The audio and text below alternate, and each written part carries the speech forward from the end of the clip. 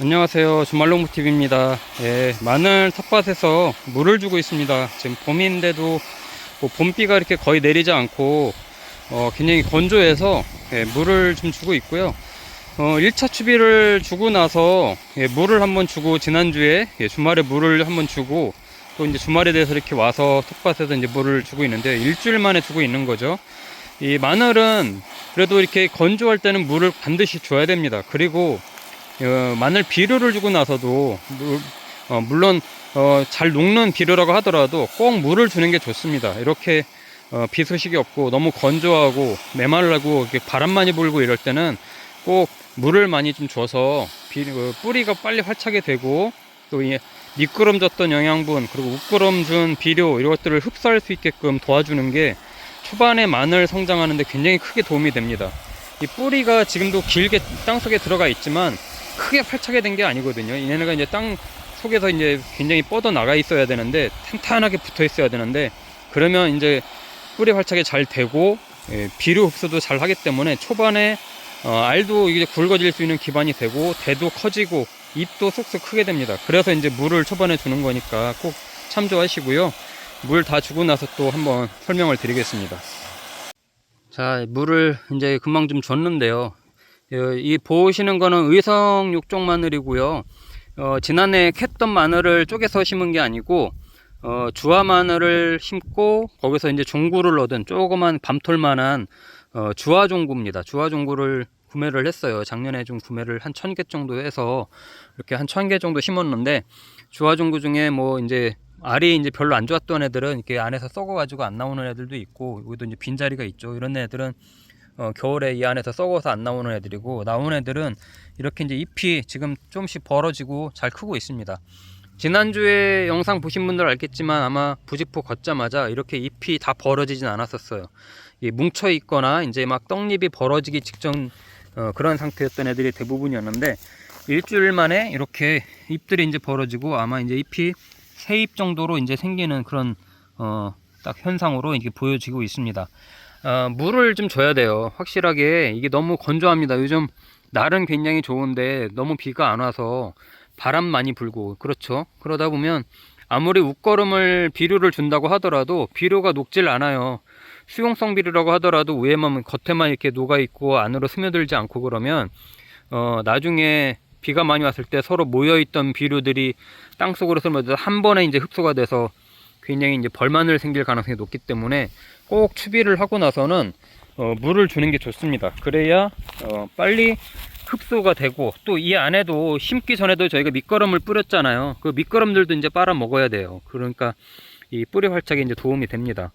그리고 또 뭐 물론 당연히 이제 비가 오기 전에 이제 비료를 주면 좋은데, 그렇지 않다고 하면은 물을 주는 게 좋고, 지금은 이렇게 이제 잎이 3개 정도, 3장 정도 나오는 게 이제 정상이라고 보시면 됩니다. 의성 6종만을 기준으로 보면 그 정도가 정상이고, 저는 워낙 이 주화 종구 조그만 거 한 동전 100원짜리보다 조금 작은 애들을 심었기 때문에 대가 굉장히 얇아요. 얘네는 아마 커도 한 보통 크기의 마늘이 나올 걸로 예상을 합니다. 그 정도 예상을 하고 심은 건데, 마늘은 심을 때 어떤 크기의 마늘을 심느냐에 따라서 마늘 수확할 때도 굉장히 차이가 커요. 그래서 이왕이면 굉장히 좋은 마늘을 이제 심는 게, 굵은 마늘을 심는 게 좋다고 이제 말씀을 드리는 거고요. 이거 한번 보여드릴게요. 이게 주화종구 조그만 거 심은 거라고 했잖아요. 근데 저쪽에 가서 보면 제가 좀 굵직한 마늘들만 작년에 이제 쪼개가지고 이제 저장용 마늘이죠. 그 애들을 심은 애들인데, 요 애들은 벌써 대가 굉장히 굵습니다. 예, 이런 애들은 처음부터 제 엄지 손가락 반만한 애들을 심은 거거든요. 굉장히 굵은 애들을 심었기 때문에 그만큼 대도 굵고 잎도 굵게 나옵니다. 예, 근데 이렇게 조그만 주화종구를 심은 애들은 여기도 대도 작고 잎도 작죠. 하지만 물론 이렇게 좋은 마늘을 심으면 좋지만, 그럴 여건이 안 된다고 하더라도, 이렇게 이제 작은 마늘이라고 하더라도 이렇게 심고 나서 계속해서 관리를 하면 굉장히 이제 얘네도 좋은 마늘을 수확을 합니다. 저는 이제 보통 중상 정도 되는 크기의 마늘을 수확을 하려고 이제 얘네는 목표를 잡고 있는데, 이렇게 작은 애들 심어놓고 구가 큰 마늘을 기대하는 건 아무리 뭘 해도 되지는 않습니다. 그거는 뭐 불변의 법칙이고요. 하지만 이렇게 작은 마늘이라고 하더라도 잘 관리를 하면 뭐 어느 정도 중상급의 마늘 군은 얻을 수가 있다. 그렇기 때문에 추비 시기를 잘 맞추고 또 이제 병충해 관리를 잘 하면 됩니다. 나중에 지금은 이제 날씨가 그래도 뭐 봄 날씨라고 하니까 이 정도인데 아마 이제 5월 정도로 4월 중순 이후로 넘어가게 되면 괜히 이제 병충해가 이제 창궐을 할 거예요. 별게 다 생깁니다. 정말 이 뿌리 썩은 병, 뿌리 응애, 잎 마른 병, 또 마늘 잎 갉아먹는 벌레, 또 칼슘 부족으로 ip이 마르는 현상들 여러 가지들이 생기면서 이제 거의 캘 때쯤 돼서 5월 말까지도 잘 크긴 하지만 캐기 전에 이제 막 많이 죽는 현상들이 생기는데 그런 것들을 잘 관리를 해야 됩니다. 그래서 마늘 키우는 게 그래서 의외로 쉬운 듯 어려워요. 이 병충해 때문에 그렇습니다. 이 초반에 추비 시기까지만 해도 잘 크는 것 같지만 마늘이 계속 이제 잎이 커나가고 그러면서 또 기후 영향을 굉장히 많이 받습니다. 그래서 병충해 방제를 이제 꼭 해줘야 되고요. 그래서 아까 이제 제가 물을 줬습니다만 이 살균제, 살충제를 줄 때는 초반에는 약물을 이제 물에 타가지고 분무기로 이제 주게 되는데 그냥 위에다가 막 뿌려주는 게 아니라 저는 이제 다음 주 정도에 해주려고 하는데 이 흙에다가 이 구멍 유공비닐 안에다가 직접적으로 졸졸졸졸 들어가서 뿌리가 흠뻑 머금을 수 있도록 그렇게 해주려고 해요. 그래야 초반에 이 균을 잡을 수가 있습니다. 이 균은 뿌리에 이제 균들이 이제 많이 생기는데 그냥 위에다가 잎에다가만 뿌려줘서는 절대 안 됩니다. 이 흙에다가 흠뻑 들어가서 뿌리가 잘 흡수를 할 수 있게끔 해줘야 이 뿌리 썩은병이나 이런 것들이 이제 예방이 되는 거고요. 그 작업을 꾸준하게 해줘야 됩니다. 수확 전까지도 꾸준하게 해줘야 되고 이제 수확하기 한 2, 3주 전부터는 이제 끊어야 되겠지만 그 전까지는 꾸준하게 이제 해줘야 돼요. 그래서 이왕이면은 저 같은 경우는 이렇게 물을 좀 주고 나서 하루 있다가 살균제를 이제 이 관주를 해주는 편인데 그렇게 해서 이제 관리를 해 나가면 좋고 지금 이제 잎이 어느 정도 나오는 게 정상일까? 내 거는 왜 이렇게 작지? 월동한 게 잘못됐나? 아니면 작년에 늦게 심었나? 이렇게 이제 여러 가지 이제 고민들이 많으실 수 있는데 지금 잎은 한 3잎 정도 나오면 정상입니다. 3잎 정도 나오면 정상이고 그리고 아마 다음 주, 이번 주 이제 3월 첫째 주 지나고 그 다음 주 정도 되면은 보통 한 5개 정도 잎이 나오게 될 거예요. 이게 정말 하루하루가 다르게 이제 커나가게 되는데 5개 정도 잎이 나오기 시작하면 뿌리도 어느 정도 이제 활착이 되는 현상이기 때문에 그때부터는 병충해 관리를 같이 좀 해주는 게 좋습니다.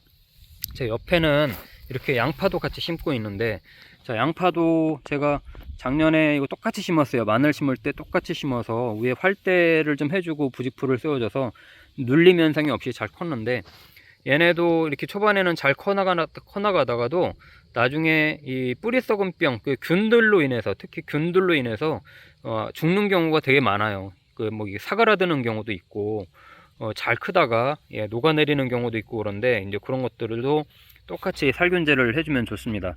그래서 병충해 방제 시기는 제가 이제 조금 정리를 해서 드리면 좀 병충해 방제 쪽으로 이제 많이 말씀을 드리고 있는데 3월 중순부터는 병충해 방제에 이제 신경을 써야 됩니다. 살충제, 살균제 같이 해주는 게 좋고요.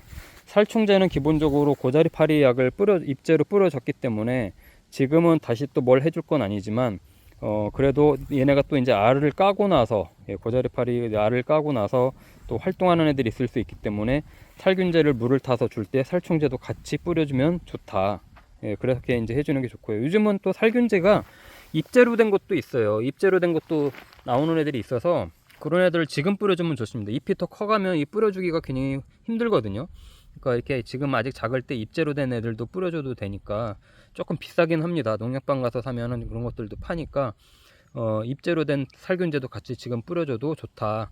살충제뿐만 아니라 살균제 같이 뿌려줘도 좋다라는 말씀을 드립니다.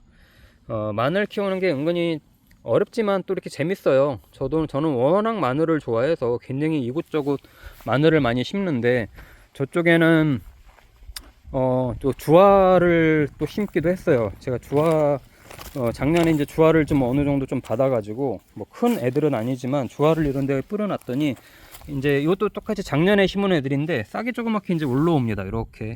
예, 주화는 확실히 싹이 작겠죠. 주화 씨앗이 작으니까 이렇게 올라오는데 요 애들도 한번 제가 추비도 좀 주고 해서 얘네도 똑같이 한번 엄지손톱만한 이제 주화 종구를 한번 만들어 보려고 하는데, 이 주화 종구를 만드는 이유는 아시는 분들은 아시겠지만 종자개량에 굉장히 좋습니다. 주화를 심는 이유가 이 마늘을 계속해서 올해 캔 거를 또 쪼개 가지고 먹기도 하지만 그걸 가지고 또 내년에 또 심고 그걸 또 내후년에 또 심고 계속 심다 보면은 우량존자가 이제 조금 이제 열성 유전자로 이제 좀 이렇게 바뀌면서 마늘이 잘 안 크거나 병에 많이 걸리는 경우가 있어요. 그래서 이렇게 다시 주화 종구를 받아서 심으면 이 병충 예방제에 조금 도움이 되기 때문에 우량종자 개량이 되기 때문에 그렇게 하는 이유가 있고요.